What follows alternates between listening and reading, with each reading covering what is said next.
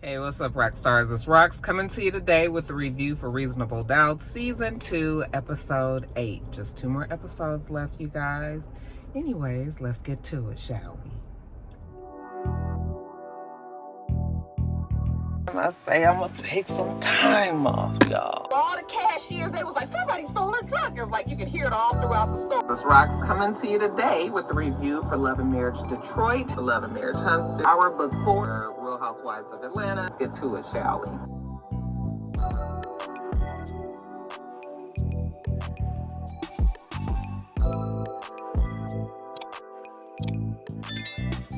All right, you guys, the vantage point has changed a little. I'm in the front seat because I have a huge Charles Bibbs picture that was hanging on my wall that fell off the wall and broke. The glass broke and is heavy as fuck, and I just didn't have it secured correctly on the wall, and so I have to take it to Michael's to get it reframed. A pretty penny, I know it's gonna be. I gotta put some anti-shatter glass on it. Anyway, it's in the back seat. And I had to put the seat down because, like I said, it's a huge picture. It's called More Lilies, for any of you guys that was interested. But that's not why we're here. We're here for this review, you guys. All right, so the show starts where it ended last week with Jack stopping Lewis. You know, she tells him, listen, she doesn't want him to go. She loves him, all of him. She wants him. She loves him unconditionally. She knows there's a lot of shit going on, but you know what? She would rather do it with him or than without him. Okay? And then, of course, after that, they hug, they kiss, and then they have a very emotional, passion-filled lovemaking session. Okay? It was a little bit better. I actually enjoyed it. Next morning, everybody's good. Sometimes you just need one good session to knock the edge off, okay? The kids is looking at them like, oh, here you guys go. You know, even Spencer noticed. So, we're good now? Does that mean no more working late, working on the weekends, sleeping on the couch? Yeah, all that's done. So the kids are happy to see them looking, but you know how teens are. They have to act like they're disgusted. Now, Jax, she got a new lease on life. Baby girl go to work the next day. Baby, she is in all white. She is stepping high. She's feeling good. Almost like she was reborn, you guys. Anyway, Corey sees her and he tells her, hey, Jax, you know, I know we were unprofessional last night. I just want you to know that I'll never try it again. You know, and she was just like, okay. Then he gonna throw in there, I know it's gonna be really hard. Okay, like control yourself, all right? All this sexy, good chocolate. You know, let's just put that behind us. And she just kind of smirks at him like, yeah, nigga, you know, every man think they irresistible, even though Morris Chestnut. Anyway, they all sitting down and they are going over the witnesses that's going to help them. There's one witness in particular that they want to make sure that they bring in. And they're going to send, why I can't think of the Asian guy's name again. Child, it's just completely gone. Is it David? That don't feel like that's right. Anyway, the best witness is going to be Chanel, and they are going to put Chanel on the stand. Now, we get in court, and we see Essence Atkins. I was like, hey, girl, ain't seen you in a little bit. She is a therapist, I believe, that Chanel had seen. Or maybe not a therapist that she saw. Maybe she might have just been an expert talking about, like, domestic abuse victims, okay, and the way that they think, the way that domestic abuse starts, how it never ends, how it's all about coercion and control and you know, basically hovering over this person 24/7 so that they actually cannot even think about getting away. It's almost unfathomable. Again, we learned something there, you guys, when she said that a woman that is strangled by her abuser is 700 more times. Was it 700? 700 times more likely to get killed by her abuser. Did not know that. And she even said that 80% of women are more likely to be incarcerated if they kill their abuser. Okay, I don't know if she said black women. Maybe she did say black women, but yeah, those statistics was really interesting. I was just like, wow. Lucy gets up there and questions the expert, and Lucy's whole thing was all she had to do was leave. 2 side notes. One, Lucy's glow up. We did ignore it last week. It was a whole lot going on, but Lucy looks good. This new hairdo that she got, you know, they softened her up a little bit. I think they want us to like her. And two, I am with you guys 100%. She is going to kill her husband, her ex-husband, or, you know, whatever he is, the father of her child. And she is going to need Jax to defend her. So I can see that coming. You guys are definitely on base about that one. I still feel like something might happen to Tony too, because Tony is a whole lot. But we'll talk about her in a minute. Well, actually, we can talk about the fact that Jax goes to pick up Spencer from school, you know, and while she's teasing Spencer about some new girl, Aisha, that he likes, she also sees Lucy out the corner of her eye picking up her child, her son, and looks like she's being harassed by some man. Okay, Jax does notice it. She doesn't get involved, but she peeps it. So Jax goes to the therapist, and the therapist is like, wow, I am really glad to see that you guys decided to work it out. Okay, they all up underneath each other. They all hugged up. Jax is smiling. Lewis is smiling. Things are good. But remember, when they were at the house, I didn't mention it, but Lewis told Jax that his brother Terrence was coming to visit. And when he told her that, I thought maybe I might have saw a little glimpse of some sort of hesitation. I didn't know what that was about. Anyway, in therapy, we find out that Lewis has told, well, we already knew that Lewis had told Terrence, but Jax didn't know that. You know, she was just like, you told him? And he was like, yeah, I mean, you told your girls. And I was just like, why wouldn't he tell his brother, you know? If they have that kind of relationship. But anyway, that bothered Jax. Maybe because we're going to probably see that Jax and the brother have like a history of maybe bumping heads because of the way that Jax is being the strong woman, Terrence being protective of his brother, all that kind of dynamic, you know. So she's a bit annoyed. You know, it is a lot to figure out in this relationship, you know, where Tony's going to fit in, this new baby. There's a lot that their relationship is about to face. Lewis is not even sure where to start, and the therapist was like, oh, I got an idea. Next thing you know, we see Jax and Lewis showing up over at Tony's house. You know, when Tony comes to the door and Lewis is just there, you know, and Tony is just like, hey, Lewis. Okay, all bright-eyed and bushy-tailed. And he was like, yeah, we would like to talk to you. And she's like, we? And then Jax walks up. Okay, yeah, baby, this is all one big happy family now. So they all go inside, they talking, trying to figure out how they're going to make this work, you know. Like I said, one big happy family, you know, and the baby is going to have many parents that are looking over him, okay? 2 baby daddies. What a lucky boy. He has so much, you know, and when Tony thought that Jax was being a little facetious, being a little shady, she was like, no, I don't mean that with any ill intent, even though I believe that Jax did. She was just like, you know, we all going to be here to help out with the baby. And Tony is just sort of looking. Tony don't know what to make of this new united front. But you know what? This is the best way to be. You need to be involved so that you know what your man is doing when he's around the woman. You know, everybody needs to, everybody needs to communicate, all this. So, very smart move on Jax's part. And I think it probably helps her and Lewis as well. Tony, yeah, she probably don't like it though. Now, later on, we see Lewis, you know, they're teasing Spencer about Aisha, all right? And as a matter of fact, Spencer is supposed to be going over Aisha's house. You know, the parent, her father said that, you know, she can have some friends over. And so Lewis is going to drop him off over there. I don't know why these shows have such a hard time finding kids that can act. You know, Naima ain't so bad, but Spencer, I'd be like, boy, we just need to do a little bit better. And then when he get over to the friend's house, can't none of them act either. You know, they all sitting around. Spencer's doing, you know, he busting the move a little bit like Jason Derulo.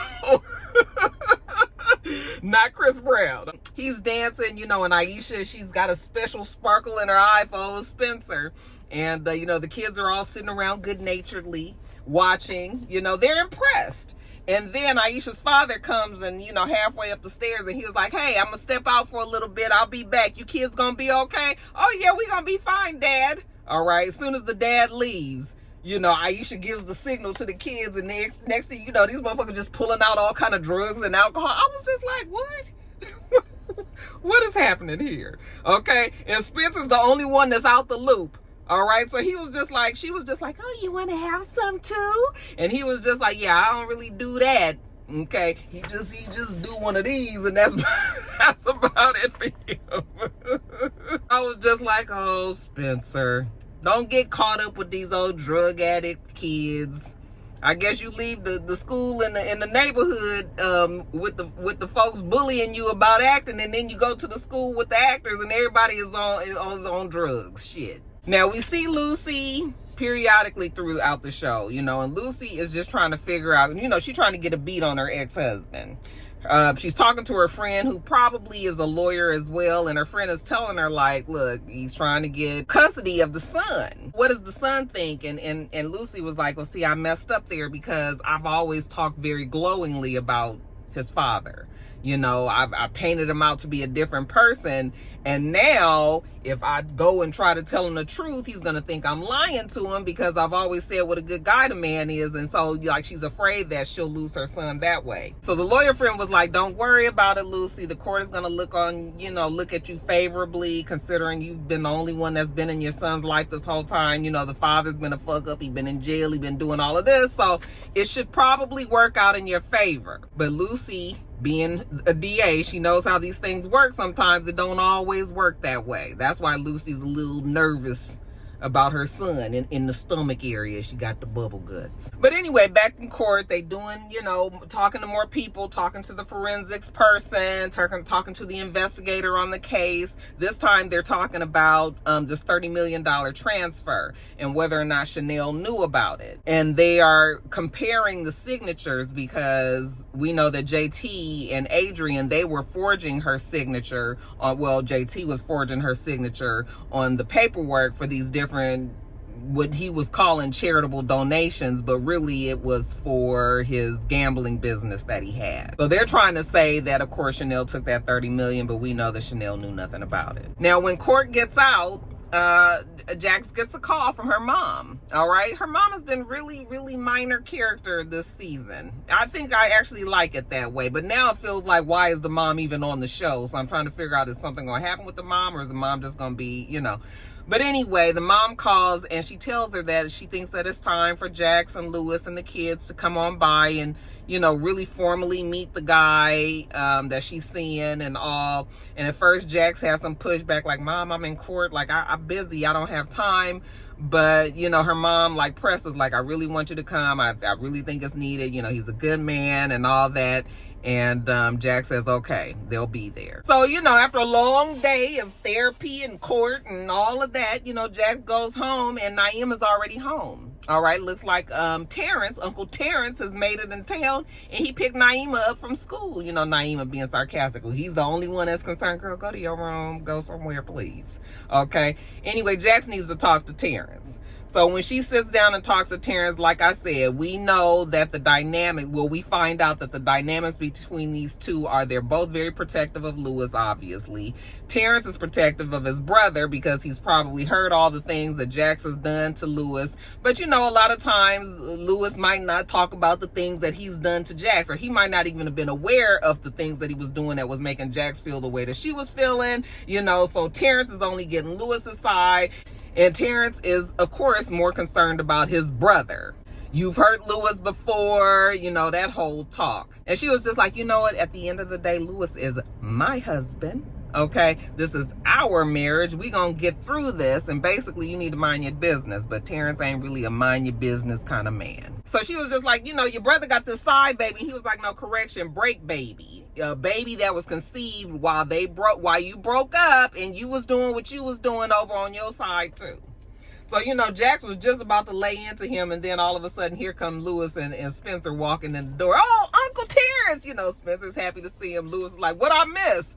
I was like, a whole bunch. Thank goodness you here. I understand where the brother is coming from, but my other feeling is, at the end of the day, everybody grown here, and Lewis is too. So Lewis makes the decision that Lewis wants to make, and if he has decided that he wants to stay with Jackson, at the end of the day, Terrence needs to stay out of it. Okay, you can tell Lewis how you feel, but don't feel like you're gonna be coming up and chastising me if I was Jax. You ain't not gonna be chastising me every time. Okay, yes, I can understand that you're not pleased with the turn of events, but yeah, you're not going to come in here making me feel bad every time we turn around. That's what we not doing.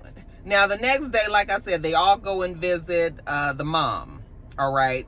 And it's funny because that backyard looks so much like my parents' backyard. I was just like, I mean, it looks like you can tell like it's all a part of LA with the cinder block fences and all that. Just so it brings back memories, you guys. Anyway, they're playing cards and everything is going well, you know, and the guy seems to be nice enough, and you can tell the mama's happy. Naima is still not feeling it, though. Okay?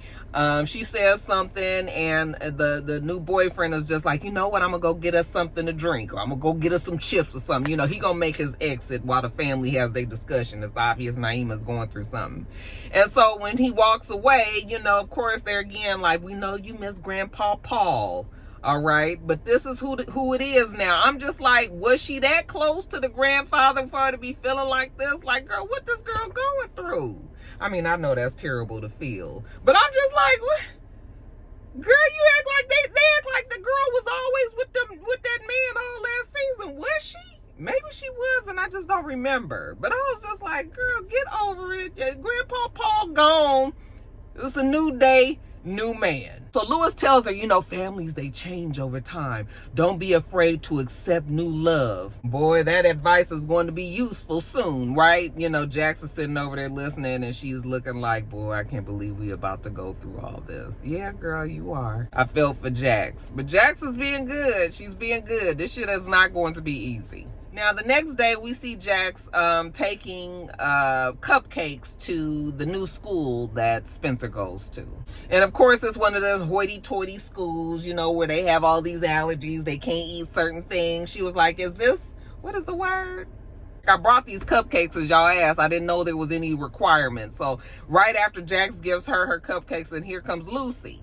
Okay, and Lucy got cupcakes too. Look like it's in the same box, so I'm assuming that those cupcakes is the same as like what Jax got, you know. So the lady is just sort of like, oh, like they don't know, you know. So then we see Jax and Lucy. This is the first time that these two sit down. Like I said, they softening Lucy up, changed her whole look. She don't look severe like she used to, and now we see that these two probably have more in common than they didn't, you know. So they just kind of laugh, and they're sharing cigarettes outside on the bench outside of the school. So you already know the school probably looking out the window. That girl probably looking out the window like, oh, what is this? You know, they're just talking about how hard women work, how single mothers work really hard. You can see that they, like I said, they like each other. They're laughing with each other. And then what was just the icing on the cupcake is that the lady is walking by and she sees them both smoking cigarettes, and they both look at the lady and blow their cigarette smoke out at her. I was just like, that made me really, really like Lucy Cunny, because Lucy leaned in on the smoke. She was just like, yeah, bitch, that's for you. At the same time, we see Lewis. He's over there at Tony's, and Tony's is talking about this home birth that she's about to have. Lewis is like, wait a minute, what? Isn't it safer for the baby to be born in the hospital? No, that's not what the plan is going to be. You know, she got a doula there, and the doula's trying to explain to him all the statistics and how much better it is to have the baby at home and all that. Tony is going to have this baby at the house, and she needs Lewis to be on board, okay? Otherwise, Lewis, you can get the fuck on and you won't be involved at all. And Lewis is looking like, wait a minute, what? Like, how you telling me I'm not going to be involved in my own child's thing? It's like, yeah, like I said, this is going to be very difficult, and it's going to take their relationship through a whole bunch of changes. Now, back in court, we about to put Sally on the witness stand, okay? Sally's nervous, but she's sort of like, let's do this. She's not still giving me the person that killed JT. It seems like she would have a different set of nerves. This was more like, let's just get it out of the way, as opposed to, oh my God, I hope I don't get up there and get found out. So Sally, even though I feel like Sally is the one that everybody is going to be thinking did it, I feel like a curve is coming, and that is not Sally, but Sally knows who it is. Anyway, they get her up on the stand, and Corey is asking her about the pictures that she took of Chanel, you know, of the abuse. And he was like, why did you take the picture? She was like, because I wanted her to have evidence, just in case something happened. Needed to have proof that, you know, he was beating her up like this. Why didn't you call the police? She said, actually, I did call the police once. And then the police got there, and they were so excited that it was JT, the star football player, that, you know, they took pictures and autographs, and, You know, he gave them tickets to the game and wasn't even a damn report filed. She was trying to help Chanel. She knew that Chanel wanted to leave. They had to do things slowly. She was trying to help Chanel, but she knew that, you know, JT was going to give her problems with the kids and all. Then the kids mean everything to her. So, you know, she had to be really careful. Lucy, again, is asking about, Lucy's point is just like, why didn't she leave? You know, and she was just like, well, because she had to do things slowly. Because if he found out about the stuff that she was doing, you know, to prepare herself, he was probably going to kill her or do something to her. You know, she was afraid. But, you know, Lucy starts to really question her, and it's starting to get to the point where, you know, we getting riled up in court. And much like Adrian does, Sally shouts out, I'm glad that the son of a bitch is dead. You know, and the whole jury was like, oh, I was just like, why y'all so surprised that this woman said this? Okay, it was just like, it's clear that she is on Chanel's side, but I guess maybe the optics was not the best, considering we're in the middle of a murder trial. So I mean, I get it, but shit. So yeah, it's been a long day in court. So when court is over, you know, they take Chanel back. Now earlier in the episode, we saw that Chanel has like a next door neighbor cellmate who is like one of her girls, like Baker. You know, they call each other by their last name. Hey Tucker, you okay today? Yeah, Baker, I'm good. You know, Baker seemed to be the positive one on the block, so Chanel liked her. Well, Chanel gets back and Baker's not there. What happened to Baker? Well, Baker's gone. Okay, in the morgue. This is some of the bad things about being in jail, even getting attached to people that don't last there. So then later on, we see Chanel in the shower, and Chanel's got all these voices going through her head, just a whole bunch of stress on, you know, who killed JT, you know, did you kill JT, them blaming Adrian, all this, you know, and she's just like, be quiet. Somebody hears her and is like, you all right, Chanel? And Chanel's like, yeah, she fine. Okay. But that also made me realize that it's clear that Chanel did not do it. Now back at home, Louis gets home. Him and Terrence had went out. You know, Jax is already in bed. And Louis is a little tipsy. You know, you can tell he had a good night with his brother. But Louis is still all over the place. You know, he went over to Tony's. And Tony is talking about having a home birth. And saying that, you know, if he don't want to get on board, that she might take the baby and all this. And Jax was like, wait a minute, what? I know that bitch ain't fixed her mouth to say that. Oh, yeah, she did. You know, Louis is just like, you know, Jax, I'm so sorry for putting us in this. I need you to forgive me. Please, Jax, please forgive me. Okay? And again, he's a little tipsy, maybe even quite drunk. And so Jax is just kind of holding him, but she's just looking at him like, oh, my God, we can't be having this kind of night all the time. Next day, trying to talk to him, she was just like, listen, I appreciate you for hanging in there when I went through my shit with Brandon, Michael Ealy's character. Is his name Brandon? I hope it is, because that's what I called him. She said she was humble, you know. He was there for her, even with all of the shit that happened, you know, and she understands that. That's why she is trying to be there for him, too.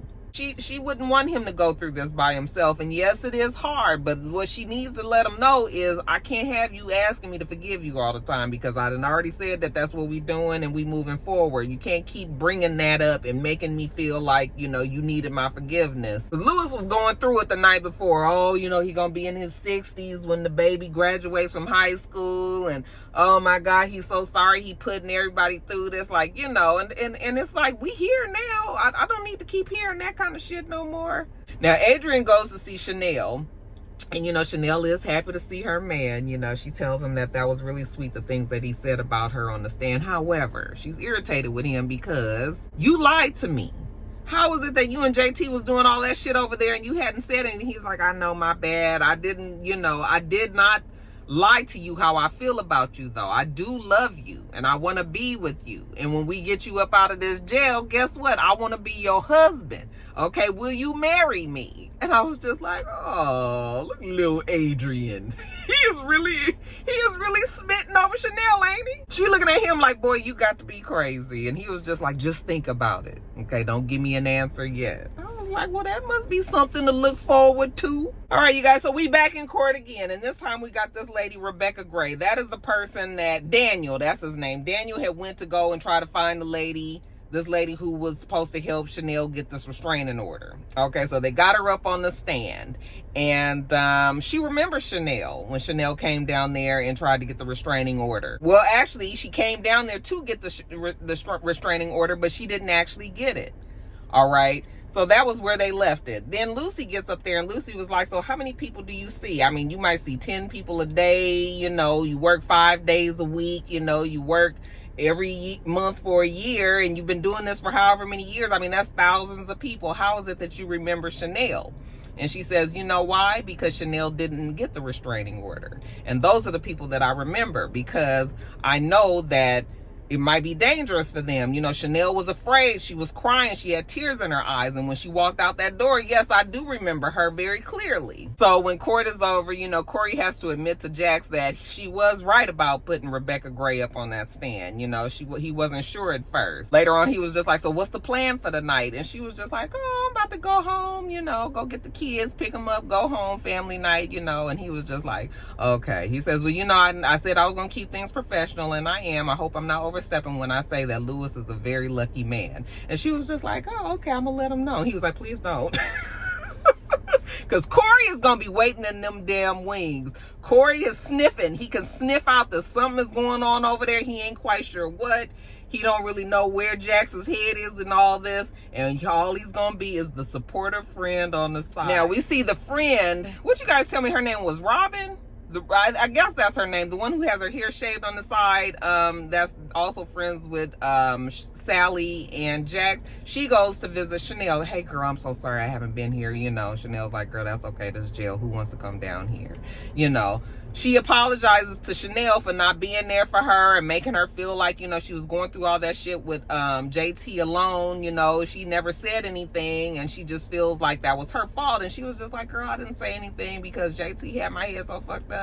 He had me thinking that it was my fault and that you guys did not, you know, look at me as the same, like being on the same level as you. I was just an old lonely housewife. And she was like, girl, absolutely not. Like, you were one of us. Like, we were all girls. We were, you know, why don't let him make you think that way? Well, Chanel don't think that way now, but that's what she was thinking when JT was alive. Her friend was just like, girl, we all kind of fucked up. Look what everybody is going through something.